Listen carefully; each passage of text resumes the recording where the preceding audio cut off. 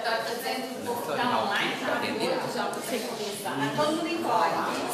Eles estão lá ansiosos. Já começou aí? Já. Ei, gente, tudo bem? Você tá me vendo aí? Como é que tá? Tô, Você tá bem? ótimo. Pera aí. Você não pode muito falar. Então você me avisa onde eu tenho que ficar, você fica olhando aí para poder ver.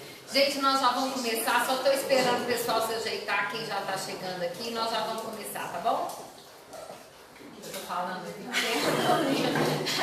É para quem está em casa. É para quem está em casa. Só que acontece, Ana, é que eu não posso ficar muito aqui.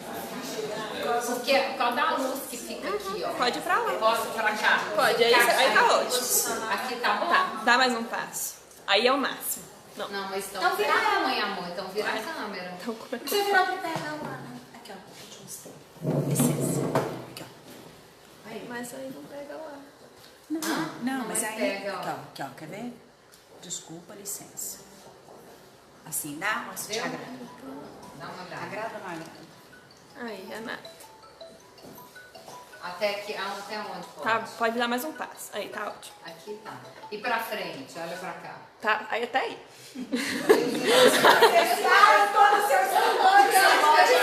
Olha quais são os quadrados. É que eu posso ir. Não, Eu não saí. Não, mas vai ser aqui. Eu não saí da mesa porque o pessoal sem casa. Aula de... uma convidada aí, se você quer gravar. Tá. Então pronto. Bom, gente, boa noite. Ah, Ana, pega uma agenda lá pra mim. Só Tem porque... Tem uma aqui? Então tá. Então, essa luz aqui tá me incomodando. Toda hora eu vou pra ela fica me pegando aqui. Bem, gente, boa noite pro pessoal de casa também que tá olhando a gente aí, fazendo essa apresentação. Quero agradecer a presença de todos, estou feliz, vem muita gente, né? Então, que bom que vocês aceitaram o nosso convite para poder conhecer o Cog Planner novo. O Cog Planner, na realidade, é uma ideia que já começou desde 2013 e que agora foi reformulado. Ela chamava antes Agenda Cognitiva e agora a gente reformulou e demos o nome de Cog Planner. Eu vou começar com vocês aqui hoje, né, contando para vocês um pouquinho da minha história. Só para vocês poderem entender o como que eu cheguei até aqui, o como foi que eu desenvolvi esse trabalho, como é que foi que o Cog Planner começou e o porquê que isso começou, né? Então eu vou começar com um filmezinho. Deixa eu ver, cadê? Não tá de novo? Ah, deu. Né? Então eu vou começar com um filmezinho só para vocês poderem ver aqui rapidinho. Peraí. Dá para apagar a luz lá? Rapidinho. Pessoal de casa aí, depois me fala aí se assistiu direitinho, se deu para ver direitinho.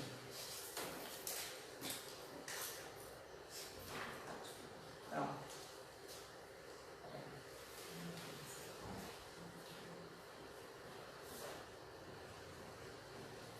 Né? Essa aqui, ó, sou eu, gente. Então começa aqui.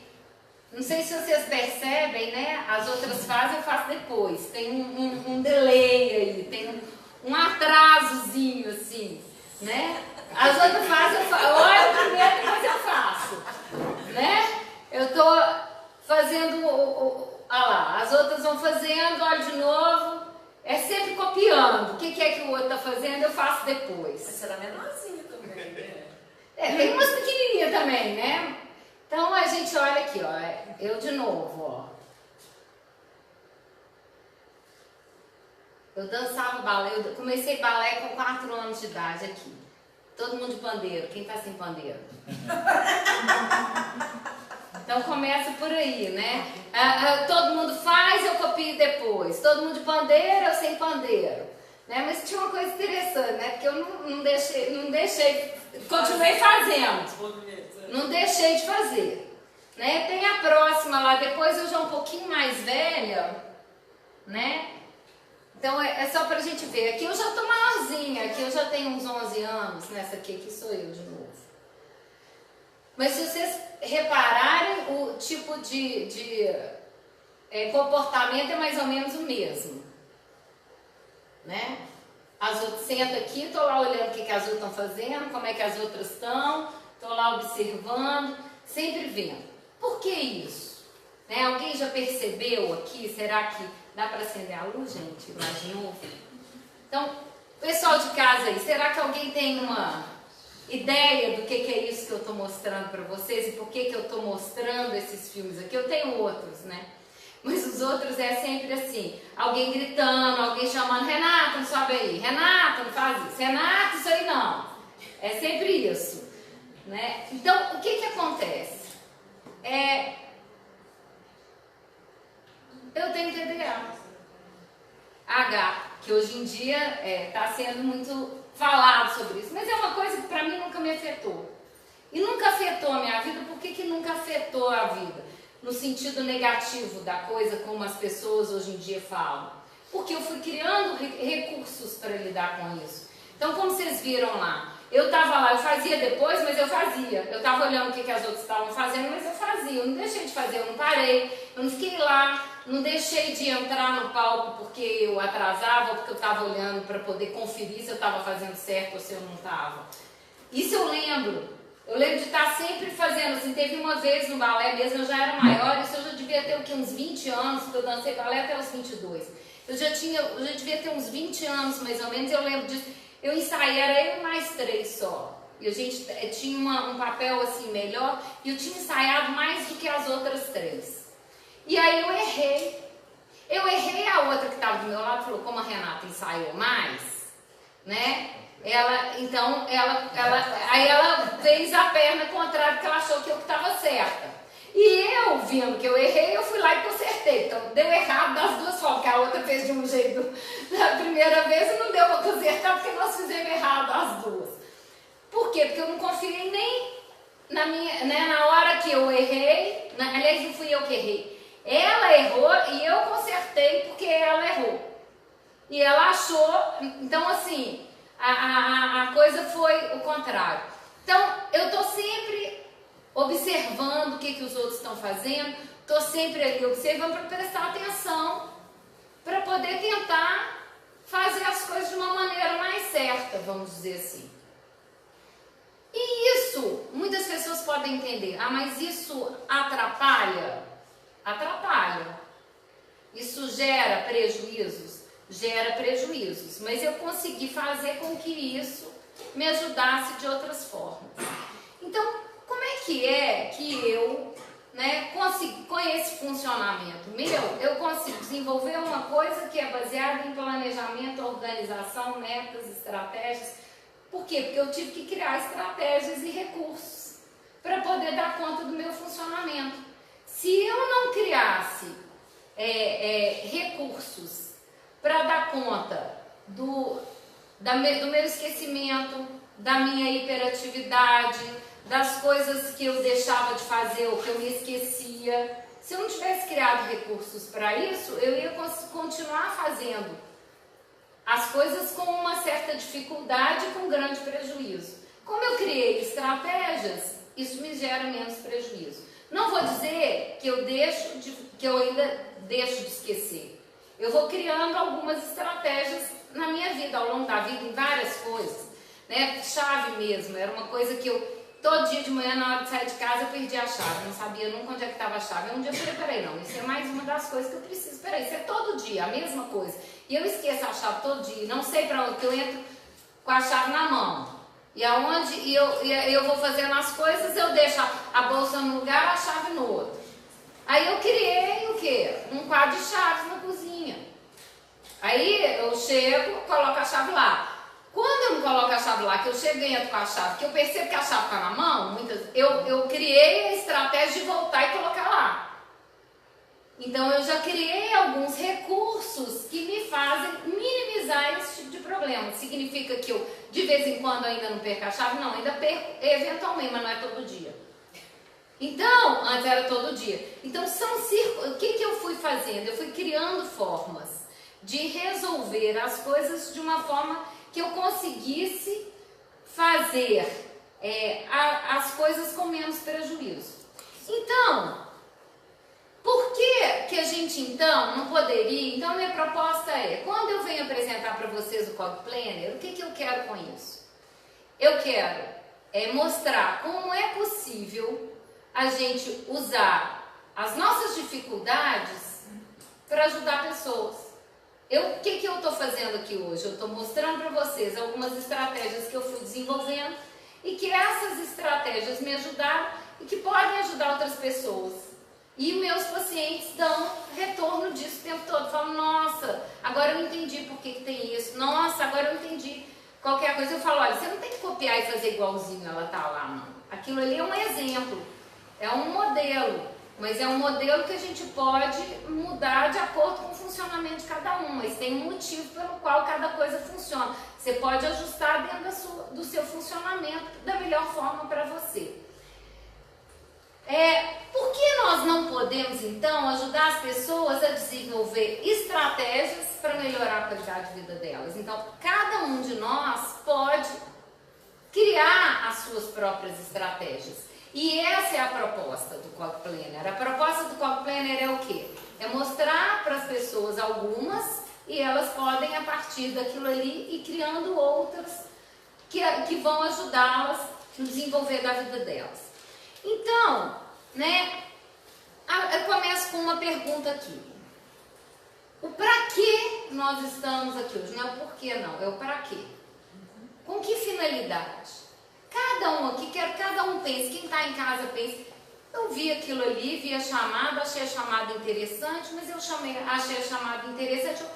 Com que objetivo? Para quê? O que eu estou vendo nessa chamada que faz sentido para mim? O que tem nessa chamada que me faz me movimentar para assistir online, para estar aqui presente? Vão ter alguns aqui que é para ajudar pessoas. Nós vamos ter psicólogos, nós vamos ter professores, que é para poder entender um recurso e aprender, entender um pouco mais sobre uma outra ferramenta, né? Agora vai ter aqueles outros que estão querendo aprender uma ferramenta nova e vão ter aqueles que querem alcançar o equilíbrio pessoal. Então pode ser também para todo mundo. O Cog Planner ele foi desenvolvido com o intuito de ajudar qualquer pessoa. Qualquer pessoa. Ele não é terapia. Não é um material que vai fazer terapia na pessoa. Ele é um material que vai ajudar a pessoa a se organizar, criar estratégias de planejamento, criar metas, observar os seus objetivos, criar formas de resolver problemas e também, ao mesmo tempo, usar os pensamentos e as emoções de uma forma mais assertiva e mais funcional.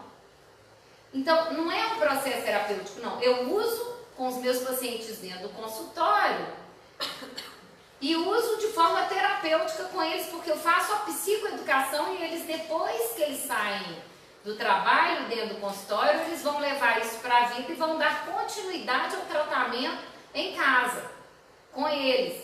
Então, eu dou o dever de casa, ele leva aquilo, a agenda está lá, ele faz o dever lá, ele traz na outra sessão. Então, ele tem os recursos e quando eu dou alta, ele já sabe o que ele vai procurar, o que ele precisa fazer quando ele se encontrar num determinado problema que ele precisa resolver. Então, ele já cria uma solução e o trabalho é esse, é dar ferramentas para ajudar as pessoas. Então, terapeutas podem utilizar isso dentro do trabalho clínico? Claro que podem.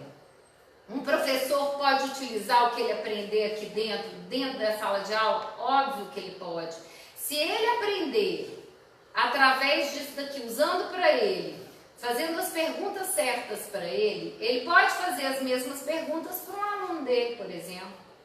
E ele pode fazer o menino pensar de uma forma que ele não tinha pensado. Então ele não está fazendo a terapia do menino, mas ele está ali utilizando algumas ferramentas que estão aqui dentro, que podem ajudar essa pessoa a mudar a forma dela de pensar, a pensar diferente a respeito das emoções. Então, a gente tem que entender o seguinte, que nós hoje, no dia a dia nosso, nós estamos encontrando uma série de dificuldades. E as pessoas estão cada vez, os casos estão cada vez mais complicados, as pessoas estão em sofrimento cada vez maior, isso a gente vê dentro da clínica, quem é psicólogo aqui sabe isso, está aumentando, o sofrimento mental está aumentando muito. Mas a gente tem um vilão hoje em dia que não tem quem não diga que ele é um vilão. Então qual que é o principal problema hoje que nós enfrentamos na vida moderna? O que vocês acham que é o principal vilão da vida moderna hoje? A falta de comunicação? Tempo.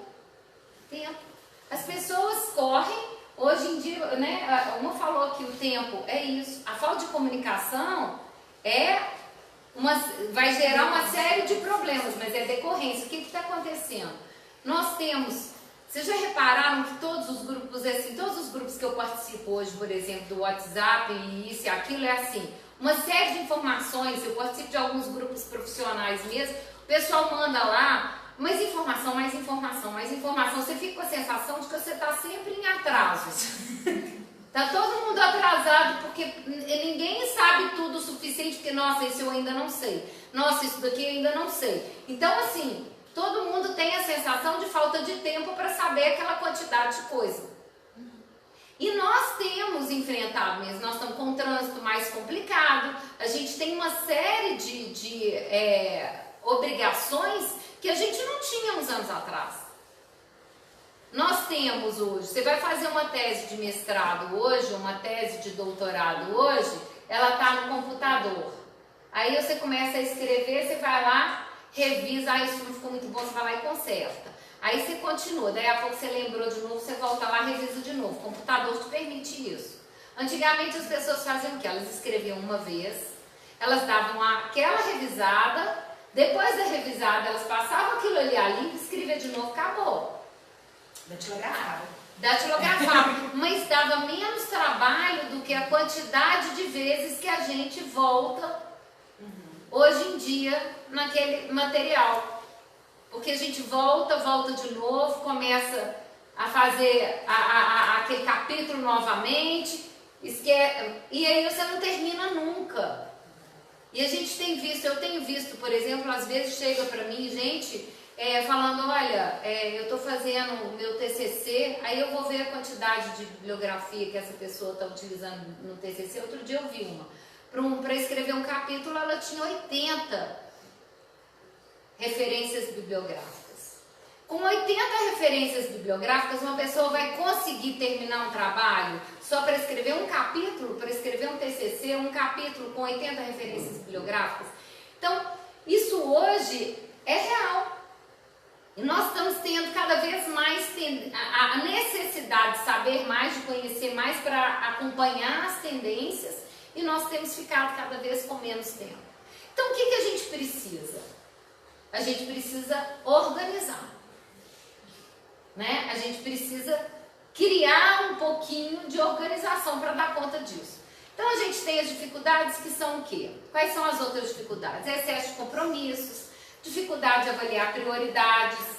Isso é uma dificuldade que eu encontro direto, as pessoas não sabem. Elas falam, não, isso é importante. Ah, mas isso também é importante, mas aquilo é importante. Mas ela não se pergunta, peraí, o que é importante e urgente? Porque pode ser tudo importante, você pode ter 10 coisas importantes, mas você pode ter uma só que seja importante e urgente. Então você tem que focar naquela primeira, aquela que é só importante, pode ficar em segundo plano ali naquele primeiro momento. Agora, se você deixar o importante e urgente para fazer depois que você fizer o importante, já passou às vezes do prazo, você perdeu o prazo de uma coisa que era muito importante, que só tinha aquele prazo ali para fazer.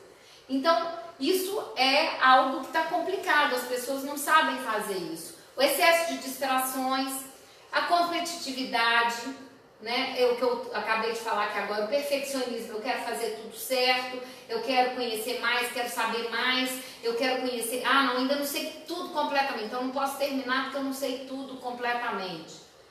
Então, dificuldade de lidar com os pensamentos e emoções e o estresse. O estresse pode ser causado por quê? Por uma série de coisas. O estresse pode ser causado por uma falta de tempo, por tudo isso aqui.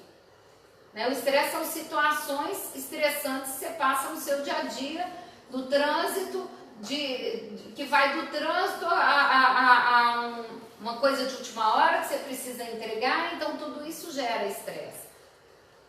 O que eu, no meu trabalho de mestrado, eu descobri? Eu observei que dos meus respondentes da pesquisa, a minha pesquisa ela estudou o bem-sucedido e as crenças das pessoas de sucesso numa questão intergeracional e intercultural. Então, em diferentes gerações e diferentes culturas. E aí, uma das coisas que eu observei, das pessoas que se autoconsideravam bem-sucedidos, eu peguei um público grande, eu não peguei um público tipo só gestores ou só empresários, não, eu peguei um público geral. Eu tinha gente que ganhava até 2 salários mínimos, até gente que ganhava mais de 15, então eu tive um grupo grande. Dentre as pessoas que se consideravam bem-sucedidos, esse gráfico aqui é das pessoas que se consideravam bem-sucedidas, né?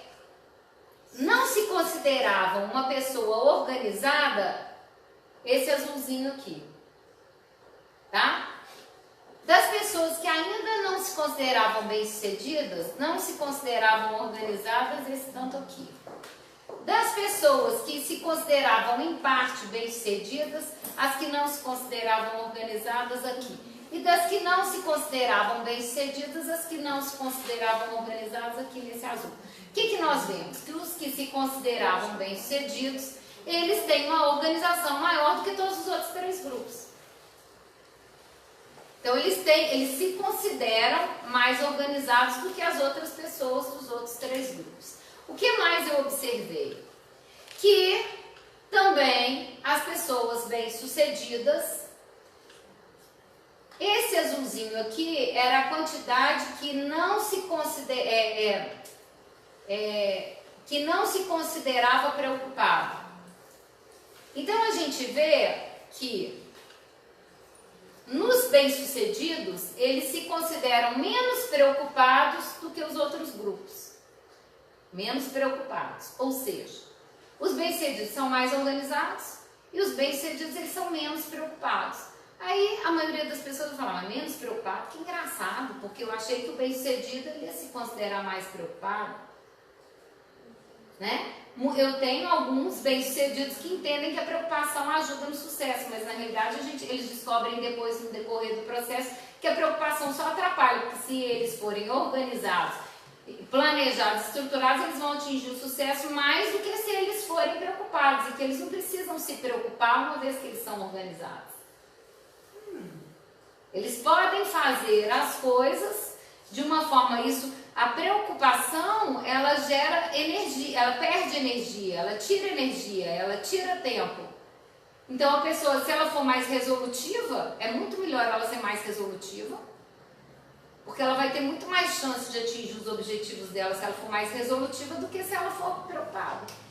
Então você está dizendo que a organização ela contribui para a ocupação e é um antídoto para preocupação? Sim. Ok.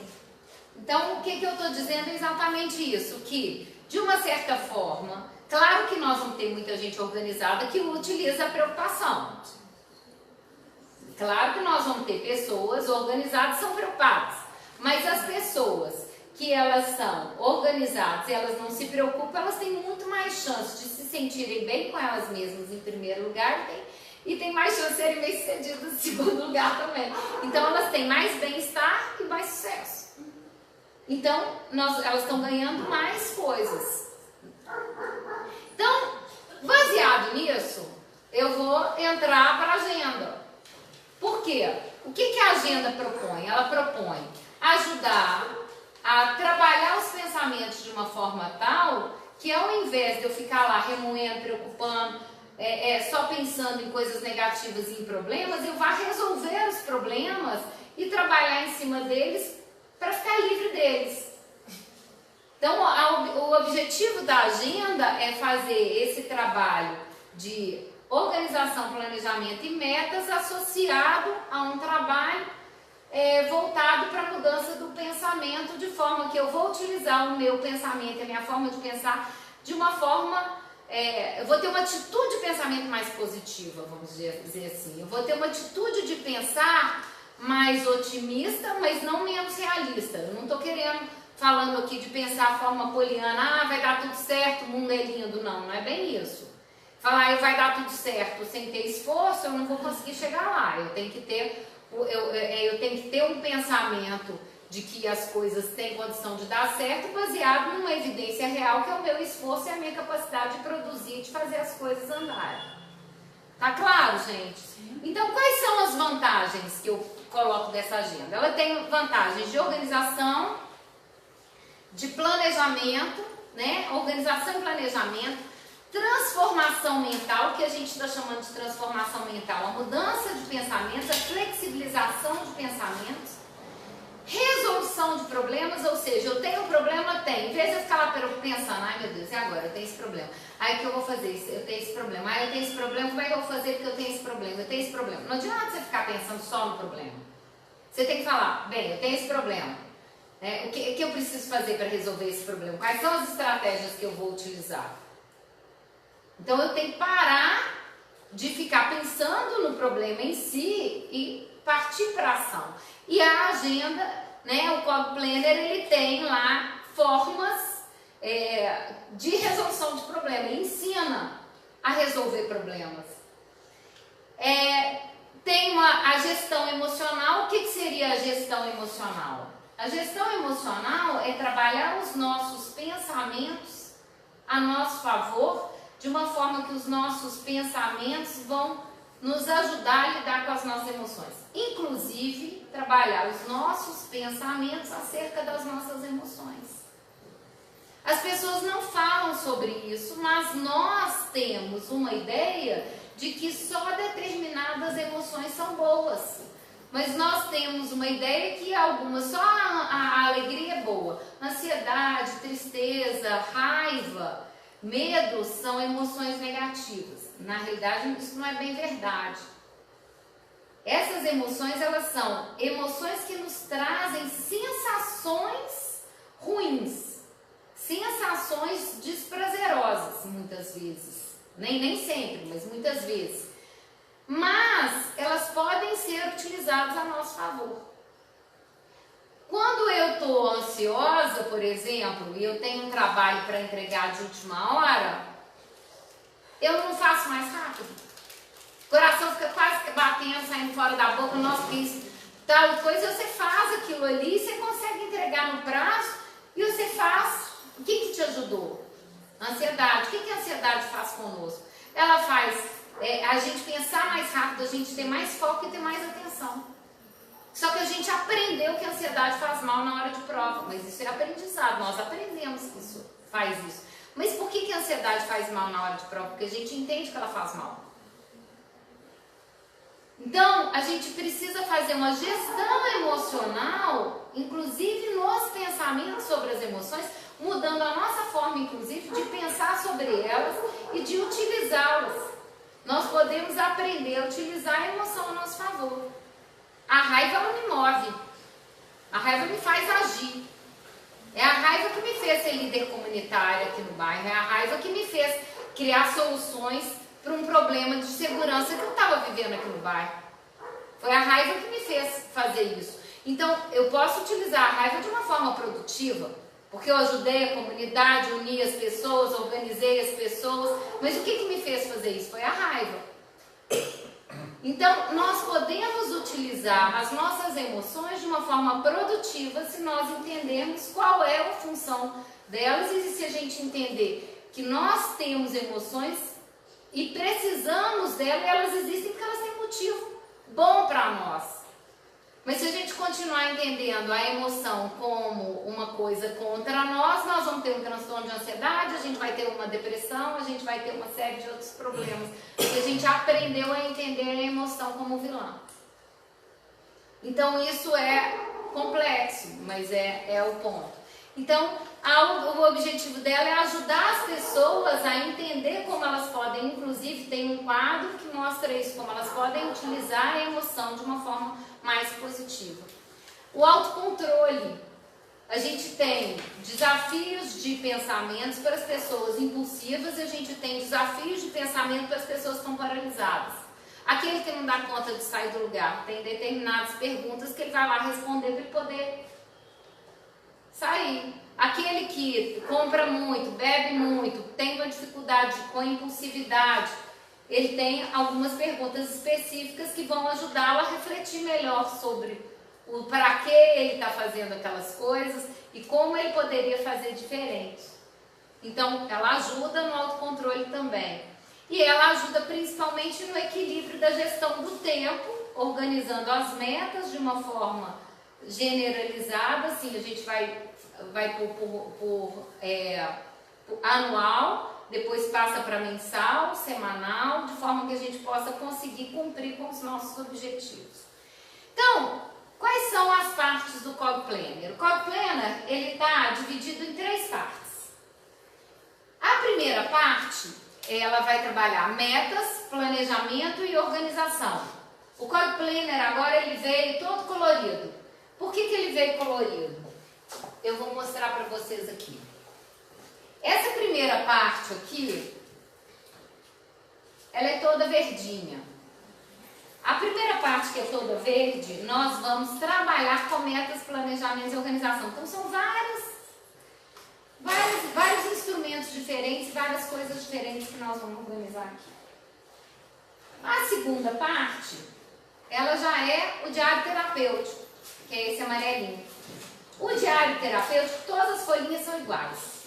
Por quê? Porque é um diário terapêutico, é para a pessoa usar aquela folhinha todos os dias para ela fazer uma reflexão sobre tentar colocar em prática um pouco daquilo do planejamento que está nessa parte verde e tentar colocar em prática a mudança dos pensamentos que está aqui nessa parte azul lá no final da agenda.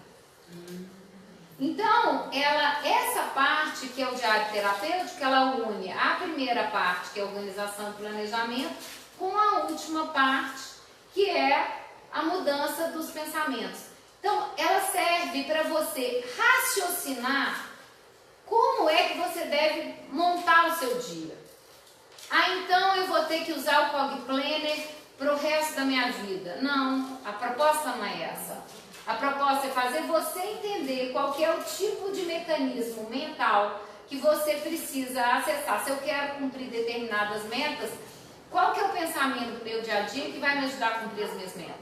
Então eu tenho que pensar sobre isso todo dia, de uma certa forma. Eu tenho que chegar, peraí, eu hoje estou meio bagunçada, deixa eu sentar lá, deixa eu parar, deixa eu pensar, deixa eu avaliar. A agenda, ela ajuda você a criar esse roteirinho. A partir do momento que você cria, é como se já fizesse uma automação, é igual aprender a dirigir. A pessoa, quando ela vai estar aprendendo a dirigir, ela está olhando o pedal. Depois ela já vai ficando automática e acessando essa forma de funcionar mais automática.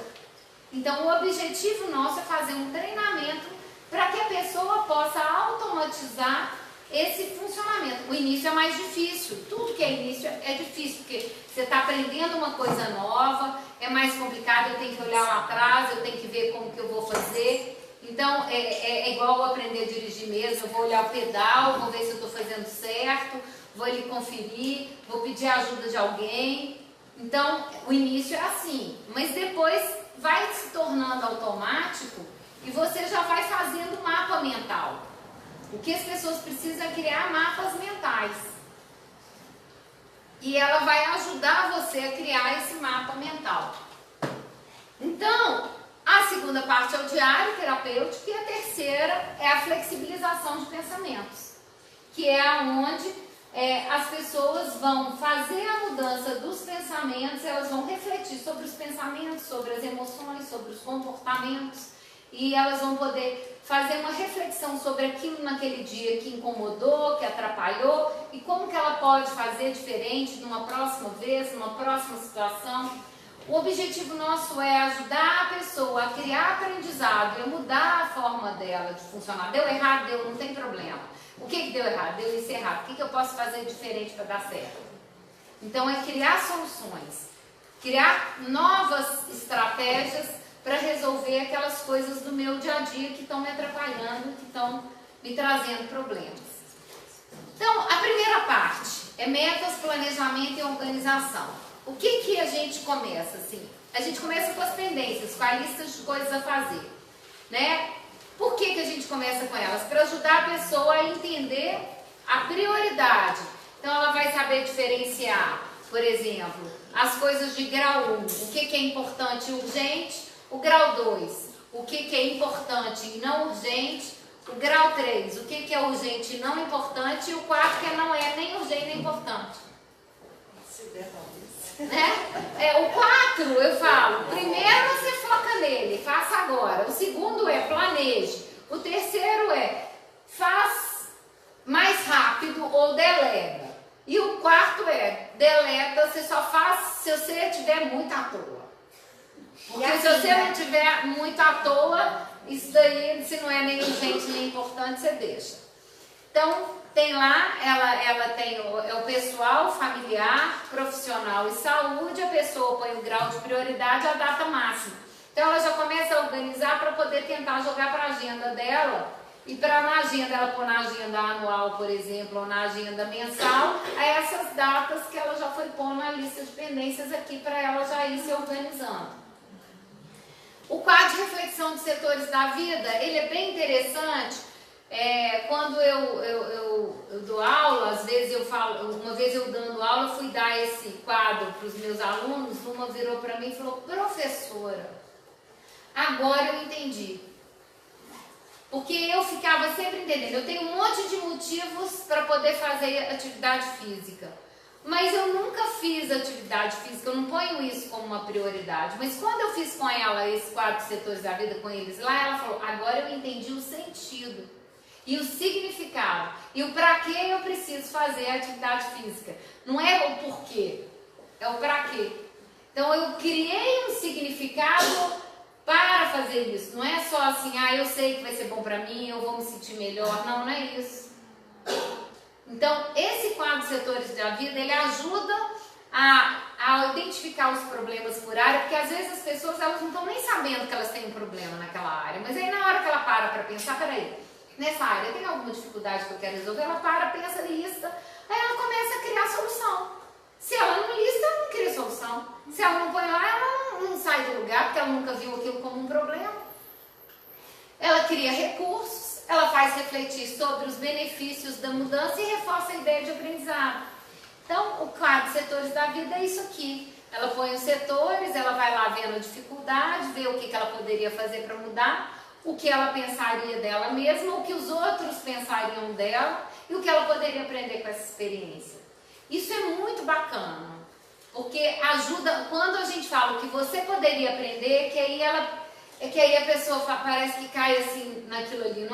Não é o porquê que eu estou fazendo isso, é o que eu vou aprender com isso. Ou seja, mesmo que não dê certo, mesmo que não funcione, mesmo que aquela estratégia não dê certo, eu posso aprender ainda alguma coisa com isso? Posso. O que eu posso aprender? Isso faz toda a diferença.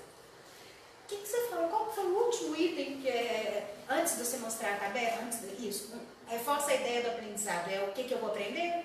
Reforça a ideia do aprendizado é o que eu poderia aprender com essa experiência. Então, é o que eu vou aprender com a experiência de resolver essa dificuldade. De tentar resolver. Na realidade, a gente não necessariamente sabe se a gente vai conseguir resolver completamente. Mas eu sair do lugar, iniciar uma tentativa de resolução de problema, o que é que isso vai me gerar de positivo e o que eu posso aprender com isso. Na lista de problemas e metas, o objetivo é fazer com que a pessoa avalie as dificuldades que ela está vivendo naquele momento, é trazer um pouco disso que a gente já listou ali no quadro dos setores da vida, trazer isso para a lista e fazer com que ela ponha mais estratégias. É um jeito dela colocar as estratégias de uma forma mais explicadinha, o dia, o horário, como que ela vai fazer isso. Então, a lista de problemas e metas, ela já serve para isso. Ela vai transformar um problema em meta e ajuda a determinar a prioridade da meta, inclusive. Se essa é uma meta fácil, se ela é difícil, como que é essa meta aqui para mim? Eu vou ter que investir como nela? Qual que eu vou dar prioridade aqui? Ou eu vou dar prioridade a várias, assim, essa daqui eu vou só dar um pouquinho, porque eu preciso começar agora, porque ela é de longo prazo, mas eu tenho que começar uma coisa mais simplesinha dela agora, mas eu tenho que dar mais atenção para o quê? Né? A gente faz a diferença, né, entre as metas. Então eu coloco isso muito claro, as pessoas têm que determinar. Como é que você determina uma meta? A meta, ela tem que ser sua, a meta não pode ser meta para uma outra pessoa. Então eu tenho que ter, a meta é aquilo que depende de nós, né? O que é o desejo? O desejo é aquilo que pode ou não pode acontecer, diferente. Então meta e desejo, as pessoas têm uma tendência a misturar o desejo com a meta. Não, são coisas diferentes. Eu posso até desejar determinadas coisas, mas determinadas eu tenho que ter metas palpáveis. As metas são palpáveis, são realistas. O desejo é algo que eu posso alcançar através das metas. Pode ser que sim, pode ser que não. Mas as metas eu tenho condições de alcançar. Né? As metas irreais são aquelas grandes demais, que dependem de outras pessoas, ser perfeito, não errar nunca, fazer com que todo mundo goste de mim, não existe isso. Então não existe, não tem como, então não é meta. Então meta é aquilo que a gente pode concluir. Né? As metas, uma coisa que a gente precisa entender para poder fazer isso é que as metas de curto prazo específicas, quanto mais você especifica uma meta, mais facilidade você vai ter de cumpri-la. Se você põe uma meta muito alta, eu falo assim, é como se fosse uma escada. Você põe uma meta muito alta, você vai ter que subir degrau por degrau. Se subir vários degraus de uma vez, é muito mais complexo. Então você já fala, se você puser a sua meta lá no alto da escada, você já vai ficar cansado aqui embaixo, lá no primeiro degrau. Então a gente tem que ter metas que são o primeiro degrau. E depois o segundo degrau, metas que elas vão progredindo, progressivas, que vão nos ajudar a atingir uma meta maior. Então as metas de curto prazo específicas e moderadamente desafiadoras, elas são melhores, porque elas melhoram a nossa motivação e nos ajudam a conseguir. Se eu ponho uma meta pequena que eu consigo concluir hoje, eu vou ficar feliz. Então eu vou falar, nossa, consegui fazer isso hoje. Agora se eu ponho uma meta muito grande e falar, ainda não deu. É diferente, o posicionamento físico. Até o posicionamento já muda, ainda não deu. Eu fiz hoje. Vocês percebem como que a gente lida diferente? Então, as metas objetivas e de curto prazo são mais fáceis de serem executadas e provavelmente vão enfrentar uma resistência menor nossa e a gente vai conseguir cumpri-las com mais facilidade, vão aumentar nós vamos ficar mais bem-humorados, vai melhorar o nosso humor e uma série de outras coisas vão melhorar junto com isso.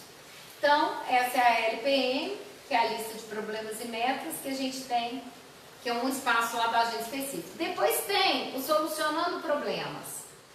Esse é uma outra forma também, a lista de problemas e metas é uma forma de solucionar problemas também. Essa é uma outra forma. Quando a gente tem um problema específico, que ele pode ter várias soluções específicas e diferentes, que na lista de problemas e metas você pode listar várias estratégias. Aqui até podem ser várias estratégias, mas aqui às vezes implica em soluções diferentes. A lista de problemas e metas eu não estou falando de soluções, eu estou falando de estratégias. Aqui eu já estou falando de diferentes soluções. Aí eu posso fazer isso, ou eu posso fazer aquilo, ou eu posso fazer aquilo outro, ou eu posso fazer. E às vezes não dá para você fazer as três coisas. Às vezes dá para você fazer uma ou duas, mas não dá para fazer tudo. Então ela vai ajudar você a resolver esse tipo de problema e avaliar qual solução é a melhor para cada caso. Então, naquele caso específico, eu tenho uma coisa que eu posso fazer, é a solução 1. Eu vou lá avaliar a solução 1, vou lá avaliar a solução 2, vou lá avaliar a solução 3, vou dar uma nota para cada uma das soluções e vou testar. Vou para ação. Solução 1 não funcionou, posso até tentar a segunda. Mas eu estou fazendo uma avaliação ali da possibilidade daquilo dar certo. Mas aí vai se transformar na meta, essa solução? Essa solução, na realidade, ela já se transforma em estratégia. A meta, na realidade, é o contrário do problema. Então, por exemplo, se eu tenho uma dificuldade no relacionamento com os meus colegas de trabalho, a minha meta seria melhorar o meu relacionamento com os meus colegas de trabalho. A solução seria, eu convidar as pessoas para sair, seria eu fazer um grupo de WhatsApp que vai promover a interação entre as pessoas. Estou dando várias, seriam soluções diferentes, que seriam estratégias. Então, a solução seria mais próxima da estratégia. Tá claro? Então, ele ajuda, esse solucionando problemas, ele vai criar estratégias, observando as dificuldades de implementação, inclusive percebendo quais são as dificuldades que você pode encontrar na realização daquela solução, daquele problema, daquela implementação daquela solução, e adequar as estratégias já imaginando que tipo de problema você pode achar. Na lista de problemas e metas, você não está avaliando os tipos de problema especificamente, aqui você está avaliando. Você pode até, inclusive, fazer isso quando você tiver uma dificuldade e depois colocar isso lá na lista de problemas e metas, as estratégias já mais fáceis para você seguir. Você partir disso daqui para solucionar um problema que ficou mais complicado, criou a estratégia, colocou na lista lá de problemas e especifica mais lá na lista de problemas e metas. Então, o planejamento anual já é um quadro mesmo, né? Ele é isso aqui, ó. Mas é só para poder a gente pegar e jogar aquelas pendências para cá. As pendências não têm data? Tem, então nós vamos jogá-las para cá. As nossas metas também, elas estão lá, a gente já pode ir criando algumas coisas no decorrer disso aqui. Então, vou dar um exemplo, um obeso, por exemplo, que ele queira emagrecer. Então, o problema dele é que eu estou gordo e a meta dele, ele quer emagrecer. Ele vai utilizar várias estratégias. Ele vai utilizar estratégias, por exemplo, com relação à alimentação, estratégias com relação à atividade física, estratégias com relação à questão de sono dele e por aí vai. Na hora que ele for colocar aqui, por exemplo, ele vai colocar, se ele precisar emagrecer 30 quilos, ele falar, eu preciso emagrecer 30 quilos, como que ele vai colocar que ele vai emagrecer 30 quilos numa agenda anual? Esquisito. Mas ele consegue determinar por mês quanto que ele está pesando hoje, quanto que ele vai pesar, ele tem que pesar em fevereiro, quanto que ele tem que pesar em março, quanto que ele tem que pesar em abril, quanto que ele tem que pesar em maio. Então ele consegue fazer uma previsão de eu consigo emagrecer pelo menos 3 quilos por mês, por exemplo. Então ele tem uma meta de 3 quilos por mês até ele atingir os 30 quilos. O que vai levar, em média, mais ou menos 10 meses. Mas eu sempre coloco com eles, olha, no final é mais difícil. Então vamos colocar 12 meses para fazer esse emagrecimento, vamos colocar 14 meses. Então a gente vai fazendo gradualmente. E é uma forma de distribuir aquela parte da lista de problemas e metas aqui. Outra coisa que a gente pode colocar aqui a quantidade de quilos que ele vai colocar. Uma outra coisa que ele pode colocar. Olha, nós estamos no mês de março, por exemplo. Nesse mês de março, ele vai marcar um nutricionista. Isso pode estar lá no mês de março para ele. E ele vai procurar uma academia. Mas ele vai se matricular na academia no mês de abril. Ele pode colocar como metas mensais, graduais, aqueles caminhos que ele vai fazer para atingir aquele objetivo dele. Então, ele pode colocar isso nesse quadro aqui também. Tá claro, gente? Então, ele vai trazer aquele problema de lá, ele já vai trazer, já vai colocar aqui de acordo com as estratégias que ele observou lá, ele já vai trazer para cá.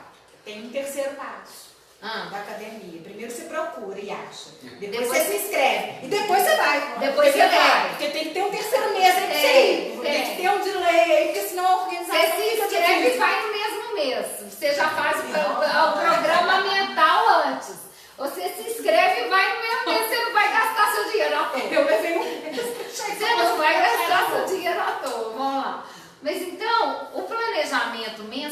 mensal, né, já é uma outra coisa, é distribuir as metas dia a dia. O planejamento mensal é isso. Então, você fez o anual, você já sabe que no mês de março você vai fazer tais coisas, você já vai pôr os dias, já vai lá marcar e já vai pôr aqui especificamente o dia. Gente, isso, lá no consultório a gente usa isso, eu falo com as meninas, né? Porque eu não consigo enxergar o ano de outro jeito sem ser isso. E a gente usa, porque eu não consigo usar a agenda normal para ver os cursos que nós vamos ter, as coisas que a gente vai ter, porque eu não consigo organizar se eu não fizer essa organização. As meninas lá já sabem. Falo, imprime lá, aquela folha grande, elas imprimem a folha grande. A gente começa a colar as coisas todas que tem que fazer. Porque você tem uma visão mais ampla. Porque senão você chega naquela semana, nós chegamos na semana, e agora? O que eu vou fazer? Não, e agora? Como que vai ser? Nossa, eu tenho isso amanhã? Aí não vai acontecer isso, porque se você já está com isso aqui, esse tipo de situação vai ficar mais difícil disso acontecer. Aí você vai colocar o mês, o dia, né? Porque aqui é um calendário permanente para ficar mais fácil. Então a gente vai pôr o dia da semana e vai fazer aquele calendário daquele mês aqui de acordo para a gente poder utilizar. O cartão de horário semanal, ele vai ajudar a organizar a semana com antecedência. Então aí, vocês viram, eu parti do ano eu passei para o mês, do mês eu passei para o dia. Esse cartão de horário semanal, ele vai conversar com o diário terapêutico, os dois conversam. Ele já tem lá aquelas coisas que já estão marcadas já há não sei quanto tempo, você vai fazer na semana anterior o seu, que já está lá mais ou menos aquelas coisas que já estão médico, que você marcou, já está lá no mensal, naquele dia. O que você tem que fazer já está no mensal. Você só vai transpor isso para a agenda semanal. A sua agenda semanal já está lá mais ou menos ajustada.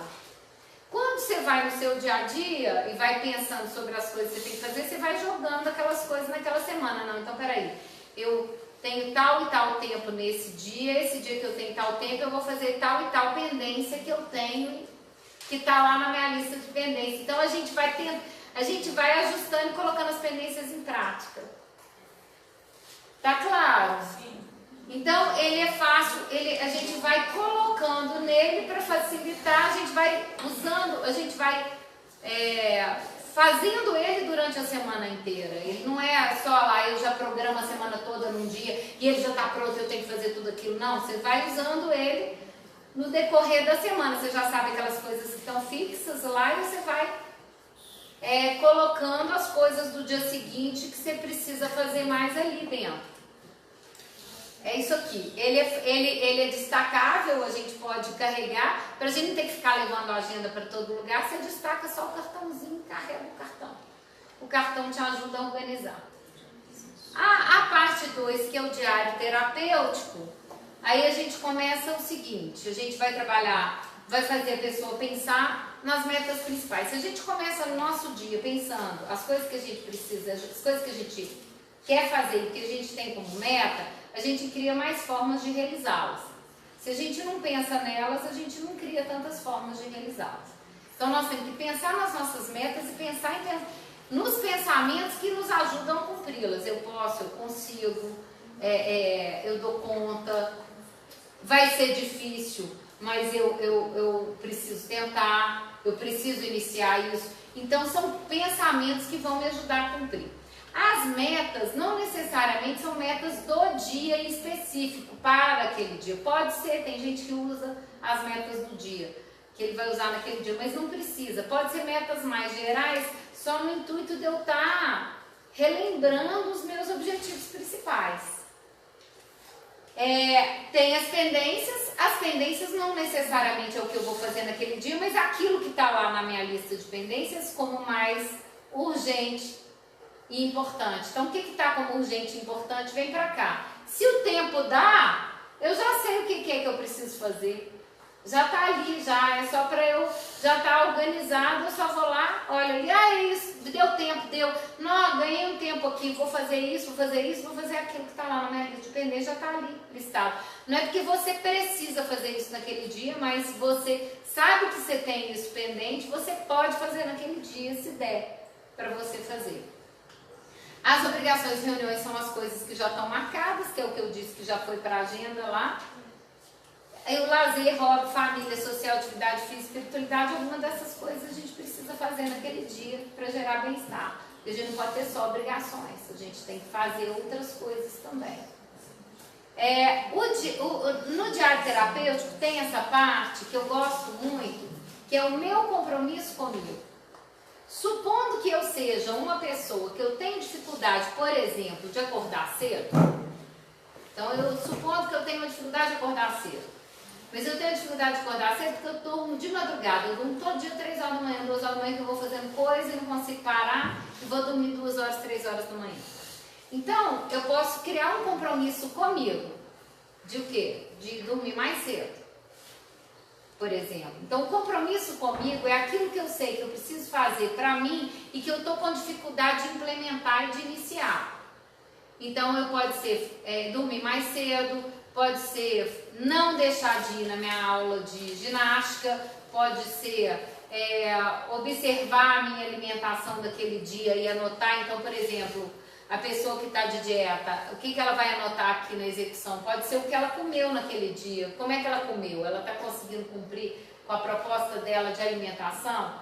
O quanto ela comeu? Então ela põe a carinha lá para avaliar. Então depois, no final do dia, ela fala, peraí, eu cumpri com o meu objetivo ou não cumpri?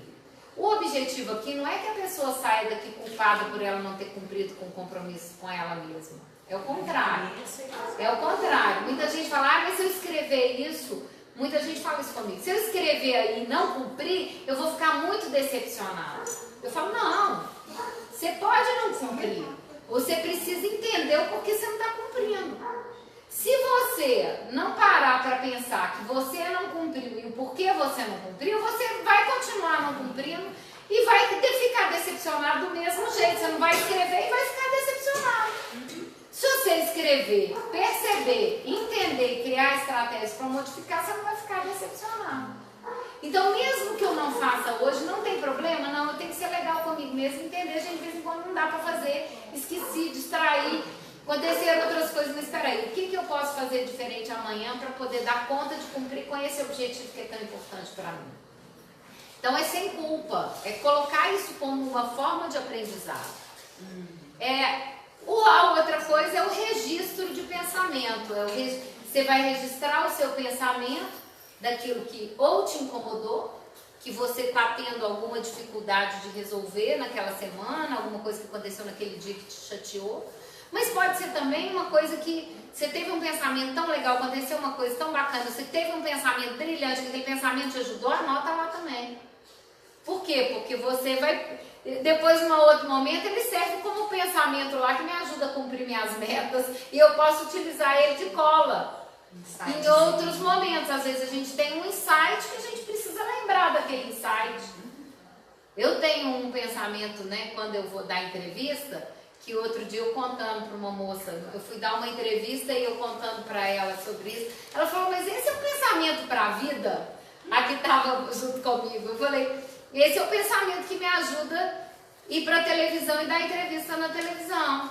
Que o pensamento meu é assim, né? A minha ideia que eu tenho é, nossa, e se eu chegar lá e me perguntarem alguma coisa que não tiver nada a ver com aquilo ali? Porque já aconteceu comigo, não foi uma vez só não. Uma coisa que não tinha nada a ver com a psicologia, o que eu estava falando. A pessoa perguntou, não trouxe nada a ver.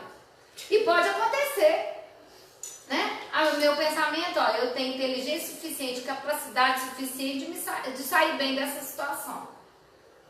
Então, quer dizer, eu e Marisa, a gente ri muito, porque a gente teve, porque já cada situação, em momento de entrevista, as pessoas fazerem umas perguntas pra gente, que a gente fala, não, gente, essa pessoa não fez essa pergunta pra mim, não é possível que eu estou escutando isso. E às vezes é ao vivo, não é nenhuma coisa que vai ser ali editada.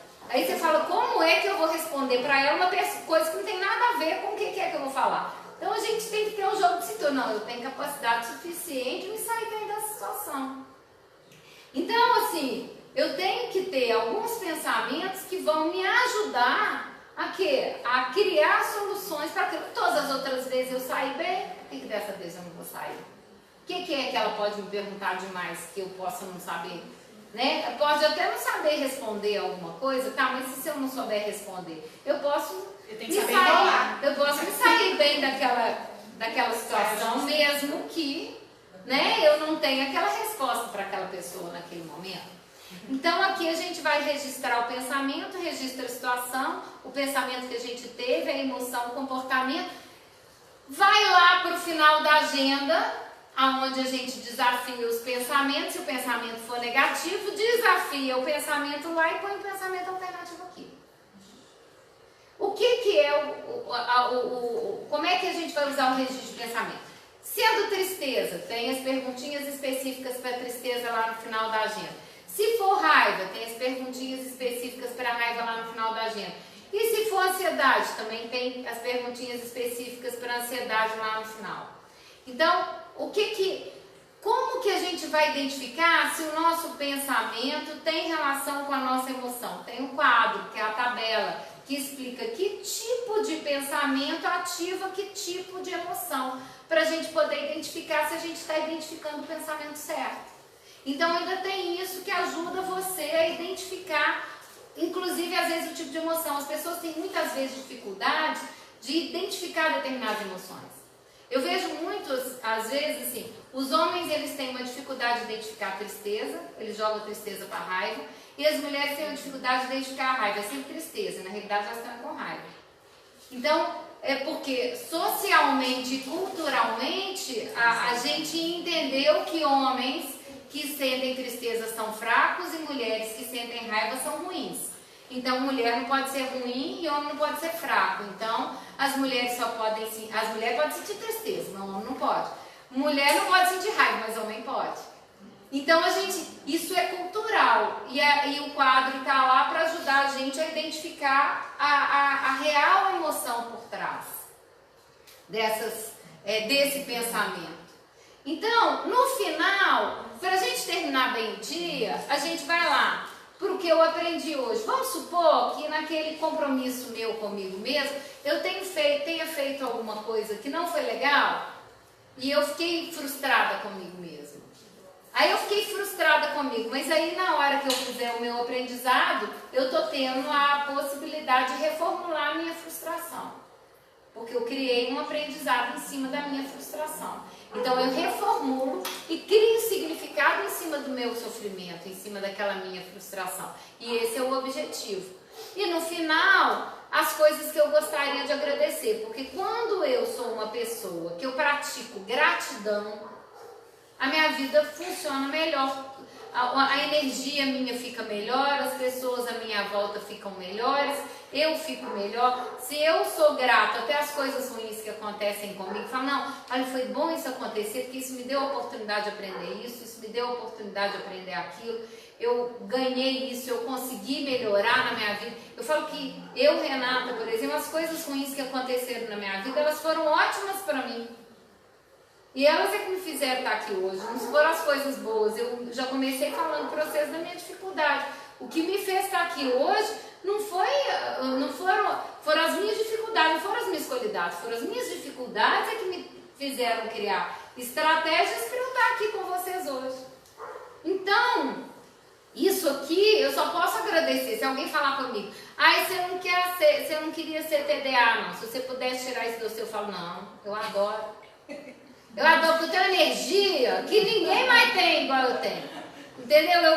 Tem hora que eu tô exaurida. Para dormir, para acordar no dia seguinte é uma luta.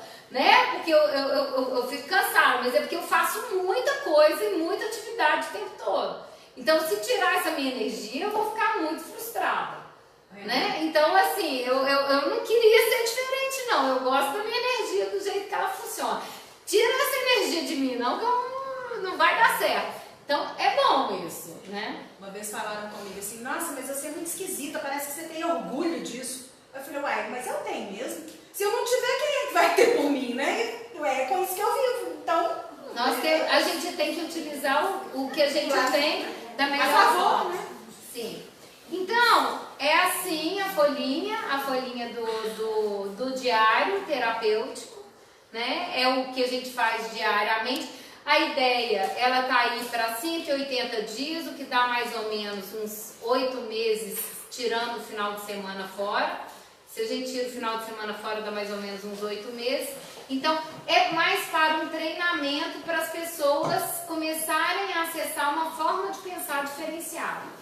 Então, fazer um treinamento do modelo mental seria mais ou menos isso. A parte 3 é a flexibilização de pensamento. Então, eu vou explicar para vocês agora um pouquinho do que é a terapia cognitivo-comportamental, porque na realidade todo esse material ele foi embasado e fundamentado dentro da abordagem cognitivo-comportamental. Então, para a gente entender o porquê que é tão importante essa flexibilização, o porquê que isso é legal de ser feito, como que isso funciona. Então, nós vamos lá. Vamos imaginar, a gente tem uma ideia assim de que as situações que acontecem na nossa vida é que geram os nossos problemas, não é verdade? Só que não é bem isso. Não são as situações que acontecem na nossa vida que geram os nossos problemas, mas o nosso olhar, a nossa percepção. E percepção não precisa ser só pensamento, não. Pode ser sensações físicas e tudo mais. Então, isso vai ficando tudo arquivado. A gente vai arquivando isso no nosso cérebro e a gente vai pegando aquele conteúdo todo e vai guardando. Essa percepção das situações, elas vão gerando, vão fazer, a gente, à medida que a gente vai arquivando, a gente vai criando o que a gente chama de esquemas. O que seriam os esquemas? Os esquemas seriam estruturas mentais inconscientes. Então é como se a gente tivesse, nós vamos ter esquemas funcionais e esquemas disfuncionais. Todo mundo tem esquema funcional e disfuncional. Não tem uma pessoa, mesmo uma pessoa com muitíssimo sofrimento, ela não vai chegar para mim só com um esquema disfuncional.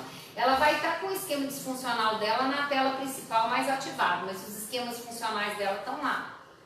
Ela só não está acessando ele, ela está acessando mais os disfuncionais dela. Os esquemas, eles são aquelas ideias mais profundas que ela carrega com ela. E é como se eles ficam lá no inconsciente como a raiz debaixo da terra. À medida que as coisas vão acontecendo, eu vou jogando para fora isso. Então, o meu esquema, ele se apresenta através de crenças. Então, como é que é isso?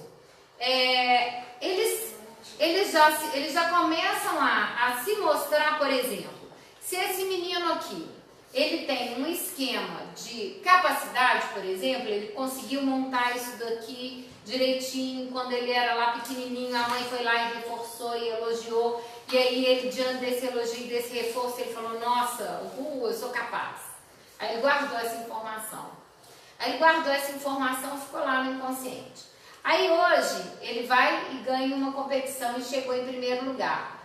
Aí ele chega em primeiro lugar em competição e ele fala assim, peraí, eu já conheço isso, eu já vi isso em algum momento. Aí ele vai lá, ele tem uma situação hoje que é um evento excitador, ele ativa o esquema dele. O esquema dele apresenta a crença, mas ele vai apresentar a crença tão bonitinha assim, como eu sou capaz? Não, ninguém pensa, ai, como eu sou capaz. Ninguém pensa assim, dessa forma, né? Então, a crença seria como se fosse o tronco da árvore, é como ele já começa a se apresentar. Mas aí, ela vai se apresentar através do que a gente chama de pensamentos automáticos. Os pensamentos automáticos seriam como se fossem as flores da árvore, os frutos, as folhas, o que está mais externo, aquilo que você tem mais acesso.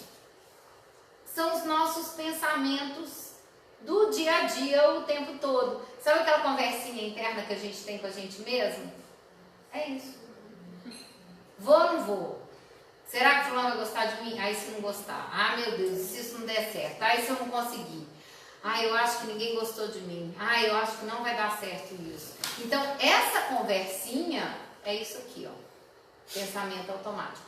Então, esse menino ativou o esquema dele de capacidade, ativou a crença dele de que sou competente e capaz, e pensou, né? Tipo assim, uhul! Só o uhul dele já falou o que que ele está pensando, né? Ah, sou fera.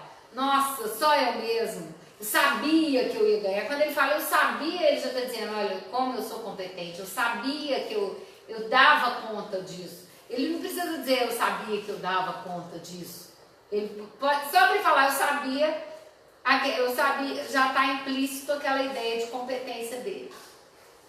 Esse pensamento vai gerar uma emoção. Tem como eu pensar que eu sabia que eu ia ganhar e sentir tristeza? Não. Tem como eu pensar isso e sentir raiva? Tem como eu pensar isso e sentir medo? Não tem. Então, para cada tipo de pensamento, a gente tem uma emoção associada. E a emoção vai ser alegria. E aí, o que ele vai fazer? Ele vai tirar a foto dele com a medalha, vai pular no Facebook, no Instagram, no Snapchat, mas não sei o que lá. Os amigos vão lá e curtem. Aí, quando os amigos curtem, reforça essa percepção alimenta a raiz e o esquema se complementa o tempo todo.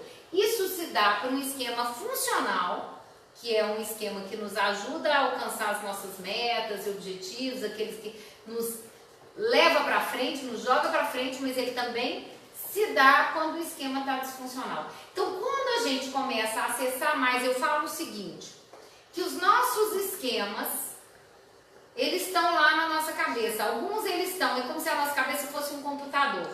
A gente tem alguns lá nos documentos, guardado lá em documento, e a gente tem outros na mesa, que é na tela do computador. O que está na mesa não é aquilo que você usa mais? O outro é o que você usa menos, ele está lá dentro, interno, mas o que você usa mais é aquilo que você pega mais. Então, os esquemas que a gente utiliza mais, eles ficam lá na mesa. E às vezes a gente utiliza mais os esquemas mais disfuncionais. Às vezes a gente vê uma pessoa falando, gente, minha vida era muito boa até essa situação acontecer. A situação acontecer, tudo deu errado na minha vida. Ele mudou de lugar, ele jogou os funcionais para os documentos, jogou os disfuncionais para a mesa e ficou com os disfuncionais ali rodando em volta daquilo. O meu objetivo é fazer com que ele refaça isso, reformule isso, tá claro? Uhum.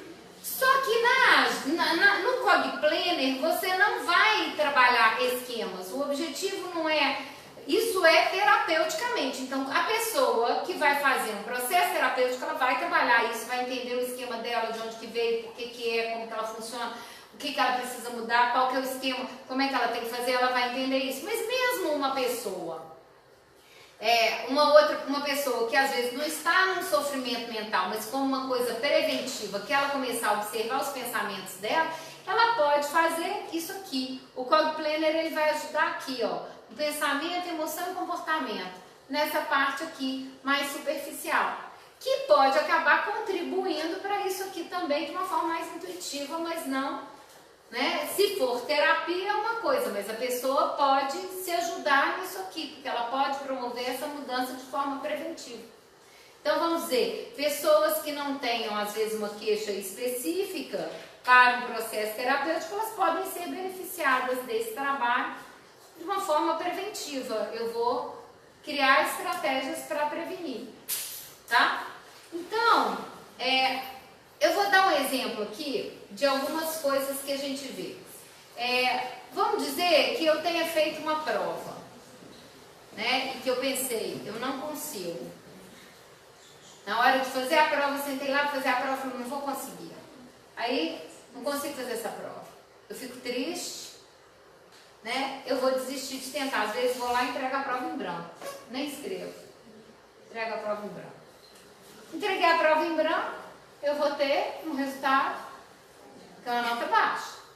Tendo uma nota baixa, a minha percepção de mim vai ser assim, sou incapaz mesmo, não vou conseguir mesmo. E ele reforça aquilo lá.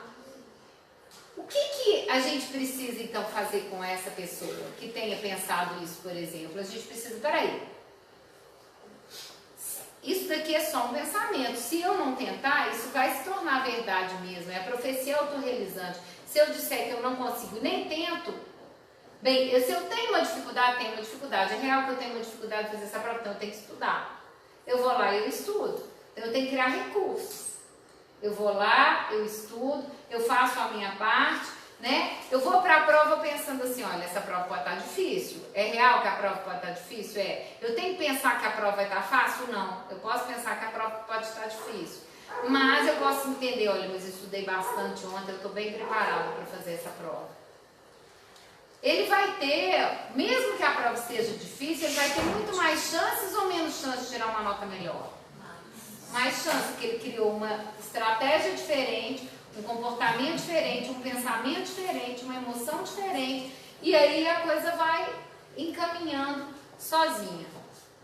Então, né, isso aqui vai reforçando. O nosso objetivo é fazer com que a pessoa pare aqui.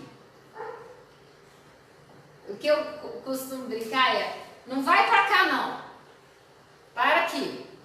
Porque o pensamento e a emoção já está associado. A emoção você já vai sentir na hora que você pensou. Se você pensou negativo, você já vai sentir aquilo ali. E não está errado a sua emoção, não. Porque mesmo que seu pensamento esteja errado, você só vai avaliar que ele está errado depois.